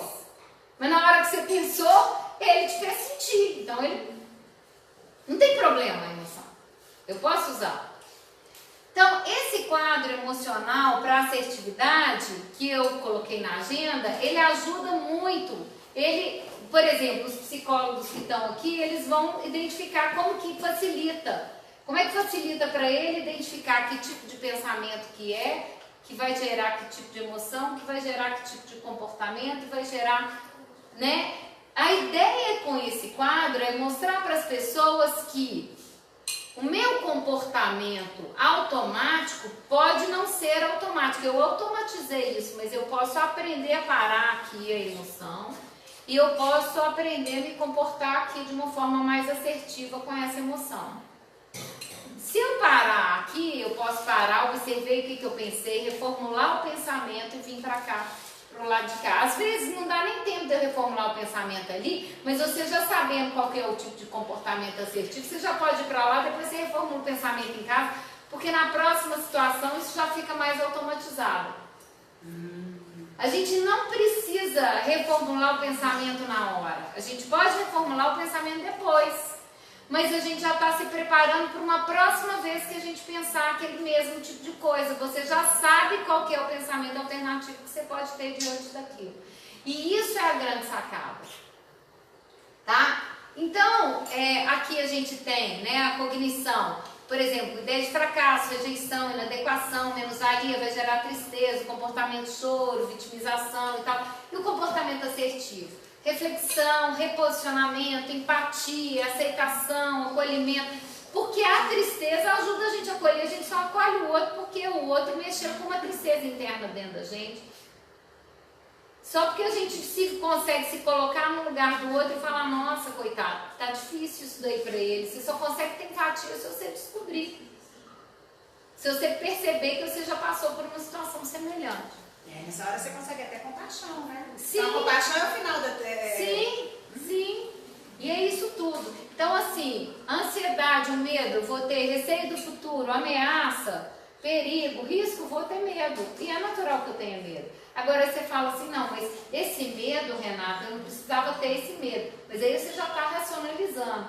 O seu pensamento, na hora, ele foi automático, não foi? Foi. Ele, automático, ele não identificou um risco ali. Se ele identificou um risco, ele vai te dar medo.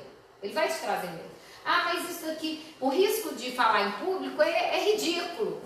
Mas você, na hora que pensou, você não achou tão ridículo assim.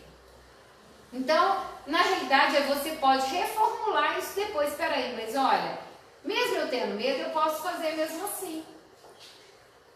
Né? Eu brinco, eu contei um caso agora esses dias, eu tive uma experiência recente, muito interessante.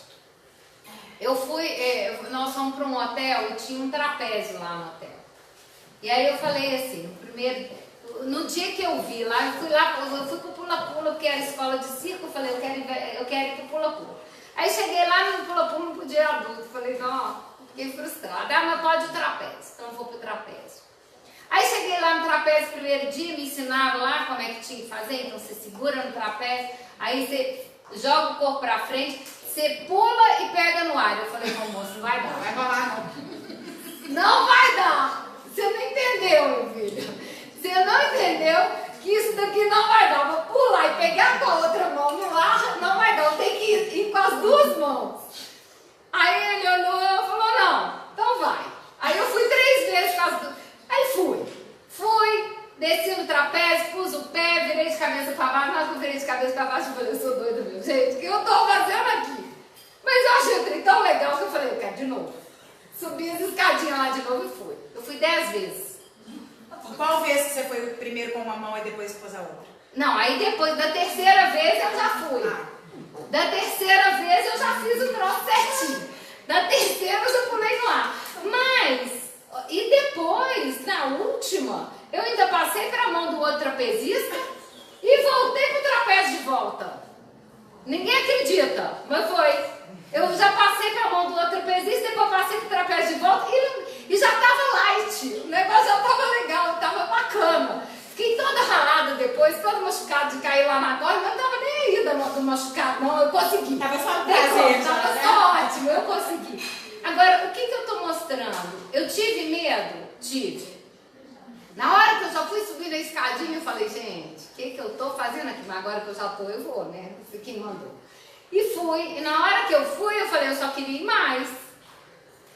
Então, a experiência foi tão legal que é isso. Então, o que acontece com as pessoas quando elas têm medo? Elas param e falam, não, eu não vou porque eu tô com medo.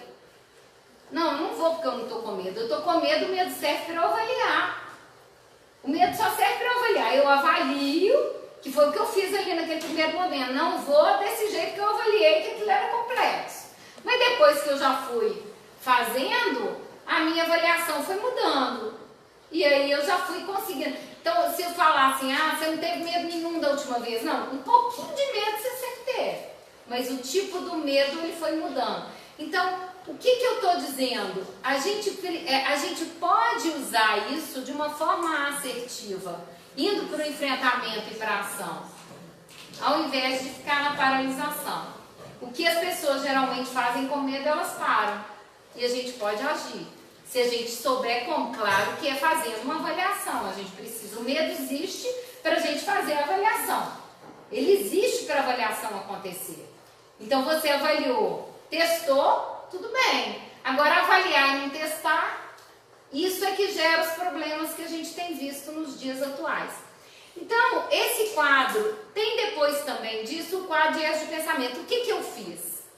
Para ficar fácil para as pessoas, esse quadro emocional ficou na primeira página da agenda, logo aqui no início, para facilitar o uso.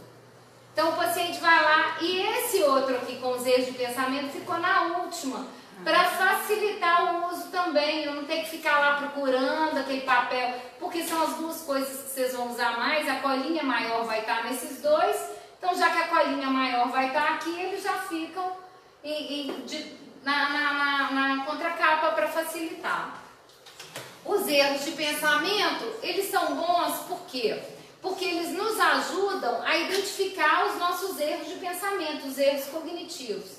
O objetivo é, se você identifica o tipo de erro que você faz o tempo todo, você cria recursos para poder resolver.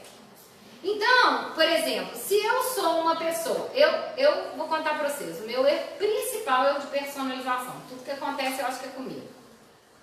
Tudo que acontece comigo eu acho que é comigo, é o meu erro principal. Mas por que eu tenho esse erro principal? Eu fazia muita coisa errada, né, gente, quando eu era criança.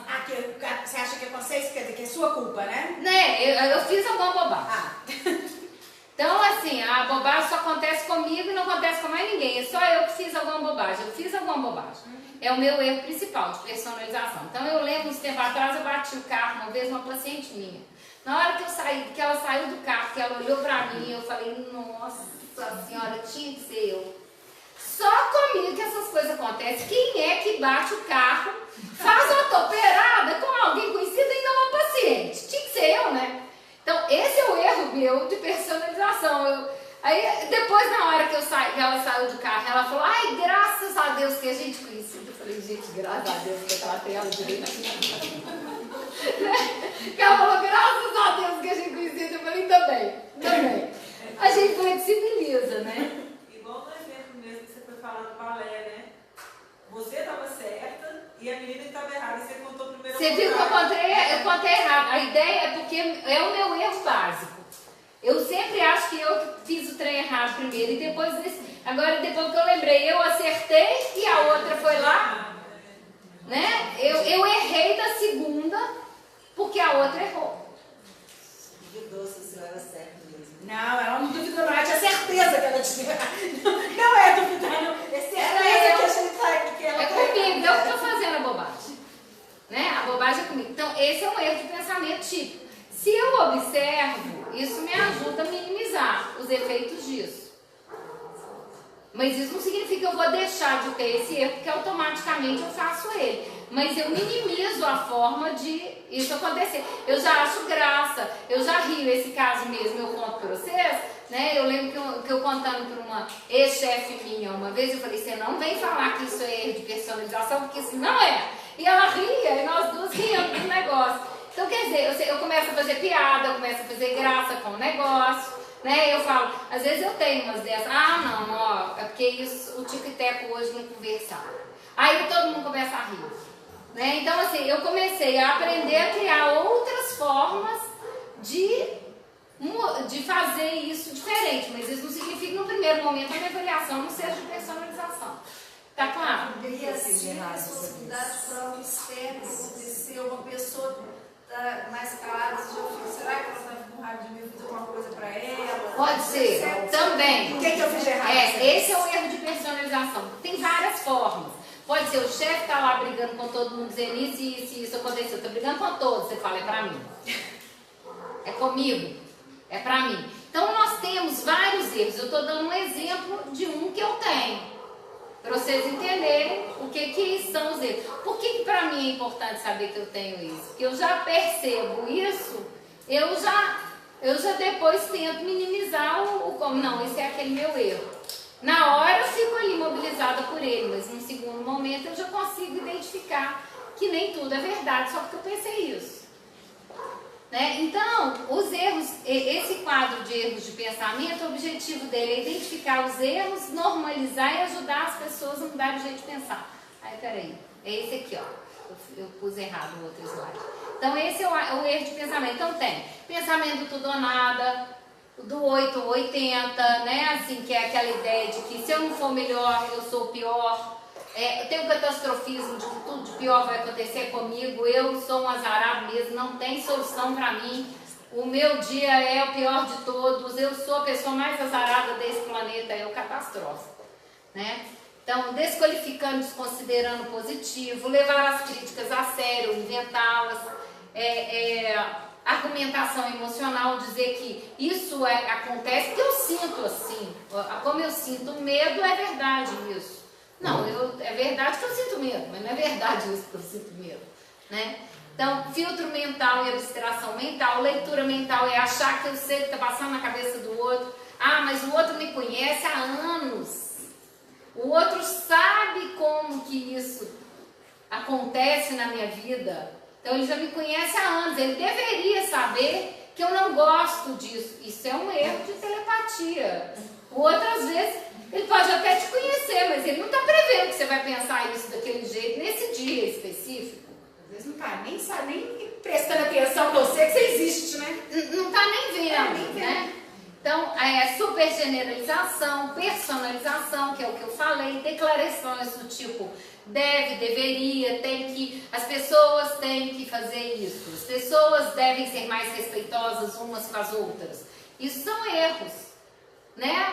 Mas isso é uma regra, Renato, isso é uma regra geral, todo mundo tem que ser respeitoso. Ok, seria bem adequado se todo mundo fosse respeitoso uns com os outros. Principalmente nas redes sociais, se as pessoas respeitassem a página do outro e não fosse lá, respeitasse o pensamento diferente, ia ser maravilhoso, mas isso não acontece na prática. Então, não adianta eu começar a achar que todo mundo deve, porque a minha regra não vai se aplicar a todo mundo. Então, mania de perseguição, achar que os outros estão me perseguindo, acreditar no que o assessor de imprensa diz, aquela coisa de acreditar que eu sou maravilhoso, que eu sou sensacional, que eu sou espetacular sempre, até o erro oposto, né? O perfeccionismo, mania de comparação, comparar-se com as outras pessoas, O e se isso acontecer, e se aquilo acontecer, com uma série de pensamentos a respeito do futuro, sem nenhuma propriedade e sem nenhuma viabilidade, assim, ou ficar só pensando no e se sem criar recursos para a solução de problemas. O 2 pesos e 2 medidas. Eu posso, o outro que não pode. Ou o outro, né? Ou eu não posso, mas o outro pode. Então, esses dois, tudo isso nos ajuda, porque quando a gente começa a identificar, a gente já começa a perceber o que a gente faz muito. E aí a gente começa a combater isso de uma outra forma. Se a gente já observa, não tem problema. Eu fiz isso, mas olha, é aquele erro de sempre. Aí a gente aprende a gargalhada do erro e pronto, acabou e vamos embora. Porque é assim, foi assim, mas é erro só. Não é por causa disso que eu tenho que ficar com isso debaixo do braço e ficar pro resto da vida pensando assim. Então o nosso objetivo é o quê? Eu tenho cognição e emoção. Retorno na cognição. A cognição alterada e modificada, a minha emoção vai ficar mais ajustada. Eu posso até continuar sentindo aquela emoção, posso, mas ela vai estar em menor intensidade e eu vou me sentir melhor com aquilo, vou criar uma forma de utilizar aquilo. De autorregulação. É uma autorregulação. Porque isso não significa que eu mudando o pensamento, a minha emoção automaticamente ela muda. Ela não muda completamente automaticamente. Ela ameniza. Muitas vezes ela ameniza, mas ela não... eu estava mega ansiosa, agora acabou toda a minha ansiedade. Não, ainda estou um pouquinho ansiosa. Mas quanto que você está? Eu estava 80, agora eu estou 20. Então, melhorou. E a emoção, eu vou para o comportamento, né? A reação externa, uma nova percepção do real e uma nova cognição. Então, a ideia dessa parte da agenda é essa, é ajudar as pessoas a fazerem isso. Então, é ajudar a mudar os pensamentos disfuncionais, identificando. Então, aqui é o desafio de pensamento. Como que a gente vai fazer? Identificando as emoções. Primeiro, a raiva, o medo e a ansiedade. A tristeza, o medo, raiva, né? O medo e a ansiedade. O desafio do medo, o desafio da ansiedade é o mesmo, na realidade. A agenda tem 3 diferentes grupos de questões de acordo com cada emoção, né? E o objetivo é mudar o jeito de pensar. Então, aqui tem os desafios de PAN, né? Ele tem lá aquele mesmo registro que tinha lá na folha do diário terapêutico. Vai ter aqui, só que com as perguntinhas para ele mudar, para ajudar ele a mudar os pensamentos. Esse é o de tristeza, esse daqui é o de ansiedade. As perguntas são diferentes, porque algumas perguntas, dependendo da situação, elas podem ser puladas, nem todas se adequam a todas as situações, mas eu pus aqui aquelas que a gente usa muito. A da raiva também. E aí depois a gente vem para o pronto-socorro cognitivo, que já é focado um pouco mais no comportamento. Mas é uma mudança de pensamento também, mas a gente está focando principalmente na resposta comportamental aqui nesse caso, mas com a mudança de pensamento. Fornece perguntas específicas que ajudam diante de uma situação de compulsão e impulsividade, paralisação, falta de vontade ou imobilismo. Posicionamento, ou seja, dizer sim e não, porque tem muita gente que tem dificuldade com essa questão do posicionamento. Tem gente que fala sim demais, tem gente que fala não demais. Então, às vezes, a pessoa tem uma dificuldade de ajustar e saber como ela deve se posicionar diante de determinada situação. E as decisões que impliquem terceiros. Então, esse pronto-socorro, ele cria um plano de ação com data depois, geralmente. A gente vai lá, desafia aquele pensamento, desafia aquele modo de pensar, desafia aquilo ali. Peraí, nós vamos começar a pôr isso em prática quando? Como é que nós vamos mudar isso? Porque a gente já está falando de comportamentos aqui também, tá? Cria estratégias que reforçam o aprendizado. O que eu aprendi com essa experiência? E essa experiência que eu fiz? Como que é que deu certo depois que eu faço a experiência? O que isso me fez pensar? Como que isso me ajuda? Então aqui, ó, eu faço as perguntas todas, eu tiro uma conclusão, eu ponho um plano de ação, um dia e hora de colocar em prática e o que eu aprendi na hora que eu coloco em prática. Então esse planejamento já é diante de uma situação ocorrida, diferente daquele planejamento inicial, das metas. Sim, é outra coisa. Vamos dizer, eu sou uma pessoa que eu tenho uma compulsão por compras. Então eu vou trabalhar a compulsão por compras numa base do pensamento, que tipo de situação que ativa ela. Então ele vai trabalhar várias situações que me ativam e os tipos de pensamento mais comuns que me ativam. Emocional mesmo, né? Isso, então naquela situação específica, na última vez que eu comprei, então pega a última vez que você comprou. O que você estava pensando? Como é que você pensou? Onde é que você estava? Como que foi? O que houve? Então ela vai pondo lá. Qual que é a situação gatilho? Né? Qual que é o comportamento compulsivo? Qual que é o meu pensamento permissivo? Porque no caso de uma compulsão, existe um pensamento de permissão. E o pensamento de permissão é aparentemente um pensamento positivo, mas ele é um pensamento negativo, porque ele gera alegria e por isso a pessoa continua fazendo. Então esse é um comportamento que faz com que a pessoa se sinta feliz diante daquele pensamento. Ela pensa assim, eu estou tão cansada hoje que eu mereço uma torta de chocolate gigante. O gordinho. Isso é um pensamento de permissão. Então ele vai ver, ele precisa trabalhar esses pensamentos de permissão que ele tem com a comida ou com a bebida, ou com outras coisas que ele tem na vida, ou com compras, ou com várias outras coisas. Então ele vai pegar isso daqui e vai fazer essas perguntas para ele mesmo, para identificar. Tem várias, por que tem várias com a mesma? Porque podem ser compulsões diferentes, pode ser dentro de uma mesma compulsão, mas dias diferentes, e ele vai lá no dia e responde, vai lá no dia e responde, vai lá no dia e responde, ele vai cansar de responder e vai falar, não, funcionar diferente. Então, o outro é paralisação. Não, está escrito errado, puseram a paralisação com Z ali. Aí, agora que eu estou vendo o negócio ali, vem.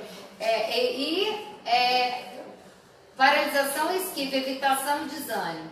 E o pronto-socorro, posicionamento, quando dizer sim, quando dizer não. Aqui é para poder fazer o posicionamento. Uma coisa que eu não mostrei e que eu pulei, que eu vou rapidinho só antes da gente fechar, é isso aqui, ó. Peraí. É o caminho do sim e do não, que é um fluxograma que eu criei para ajudar as pessoas a tomar de decisão. Quando é que eu digo sim, quando é que eu digo não? E ela vai seguindo passo a passo para poder fazer isso, tá? Então,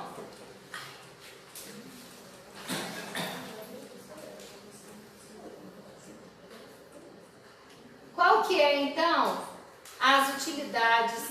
Depois, por fim, tem a decisão que implica outras pessoas e as vantagens e desvantagens diante de uma decisão ou diante da continuidade daquele pensamento. Isso serve para várias coisas. A utilidade, quais são as utilidades? Ela pode ser usada para treinamentos com grupos ou individualmente. Então, ela pode ser usada dentro de consultório, pode ser usada por uma pessoa específica, em casa ela mesma. Ela pode ser usada por estudantes, ela pode ser utilizada por pessoas que queiram ter mais equilíbrio e bem-estar.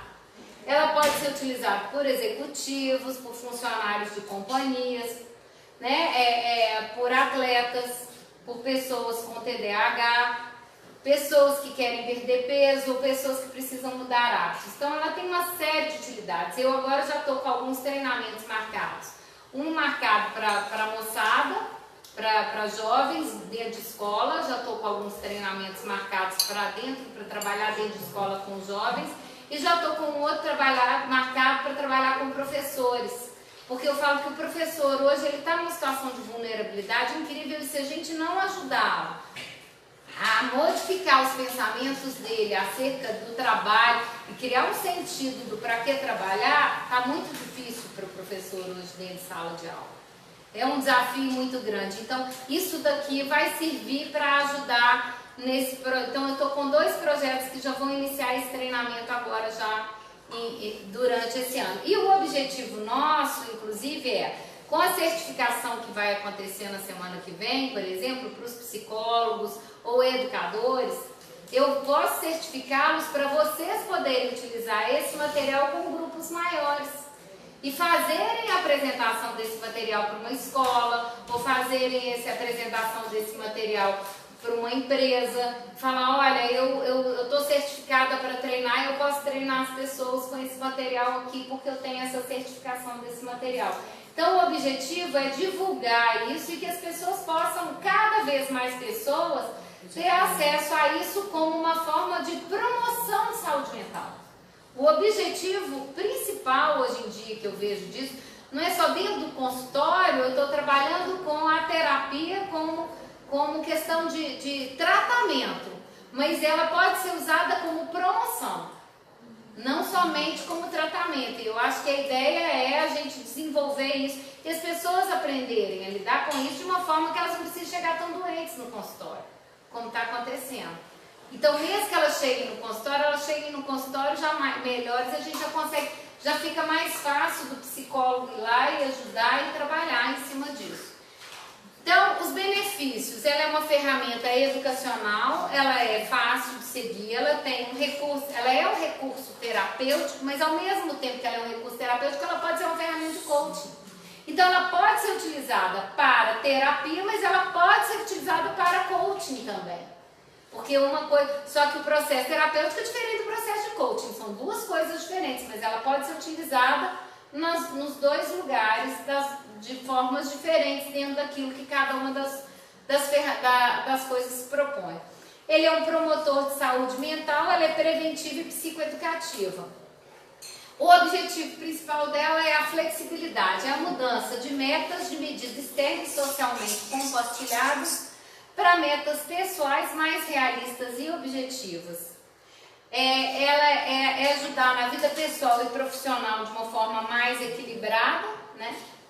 É o planejamento, a organização de determinadas estratégias progressivas e determinação de estratégias progressivas, que é aquilo que eu falei com vocês. Eu vou fazendo uma coisa e vou melhorando e aumentando.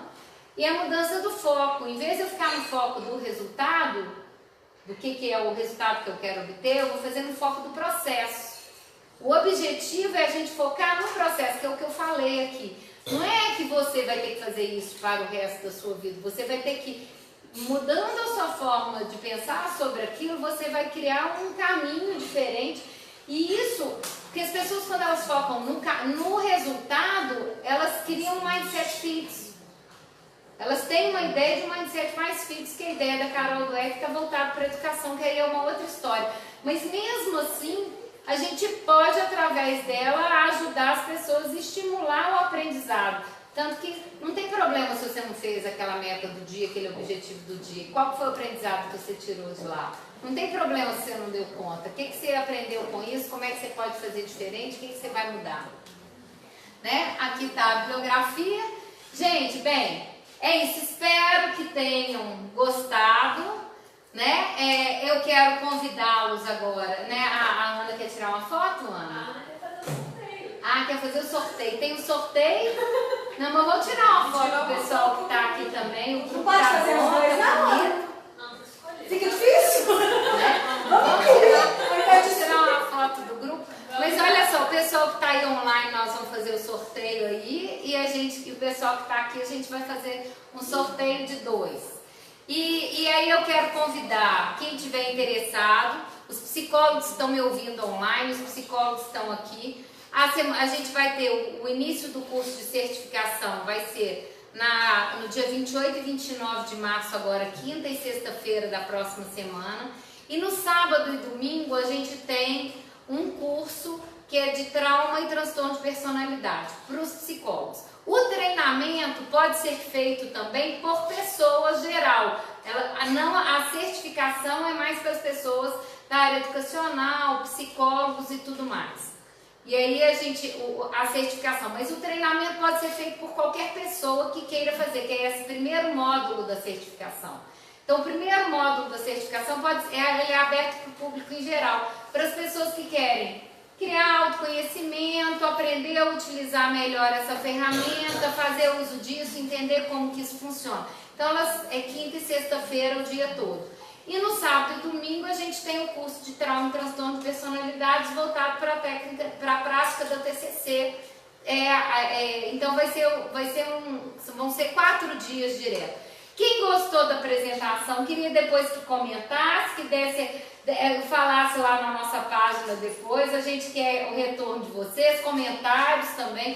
Queremos, quem também ficou com dúvida ou não gostou, ou quer fazer alguma sugestão, aceitamos sugestões também. Pessoal de casa também, tá, gente? Obrigada pela participação de vocês. A Ana vai fazer agora o sorteio.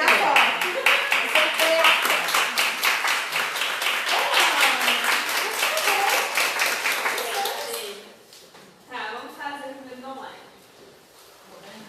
Online de 1 a 35. E vamos ver, tem que estar online. Tem que estar online, gente. É 1 a 35 aí. 32. 32. Não tá online. É a Cíntia. Pode tentar de 32 é Cíntia. Cíntia tá online? Não, é a Cíntia, a sua nora. É. Ela não tá online. Não, a Cíntia é nora da tia Virgínia.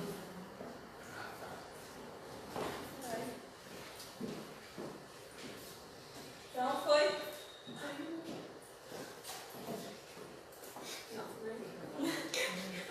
Ana, você quer que a gente escolha a foto? Tá, aqui. Deixa eu dar de novo. Sortear de novo. Porque muita gente que tá aqui, tá online, não fez inscrição também, por isso que não vai. Ô, gente, quem não fez inscrição não vai ganhar? Não é possível. Quem ganhou foi Foi? Eduarda Fonseca. Eduarda Fonseca que ganhou, gente. Eduarda tá online? Vê aí se ela tá Ela online. tá online. Vê se ela tá online aí, Eduarda.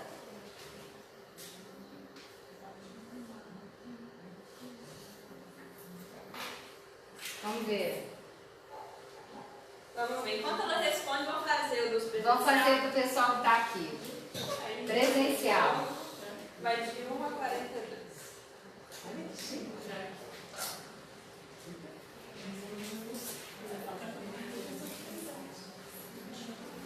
24. Tá aqui. Quem é? Aqui. São duas, né? São duas. Então, a primeira foi a Nívia.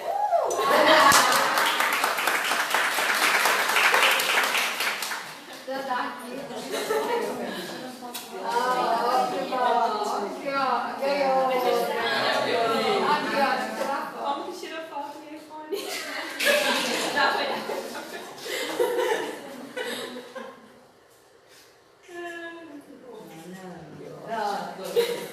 Agora você de novo. Então, dois. Agora a outra. Número 4 aqui. Não, tá aqui. Cláudia Guiar. Não, né? Mais uma chance, viu, gente? Mais uma chance. 5. Também tá aqui. Cristina Lona. Não tá aqui. Olha, gente, vocês estão perdendo. Nossa, tá não. Estão vendo agora, vai. Vamos ver. Não, também não. Gente, É possível? Pode cantar um. É porque a Marcela estava online e a Marcela está presente. 25. Marcela relocou. Não, tá aqui, tá aqui. Não sei se foi que Patrícia Araújo.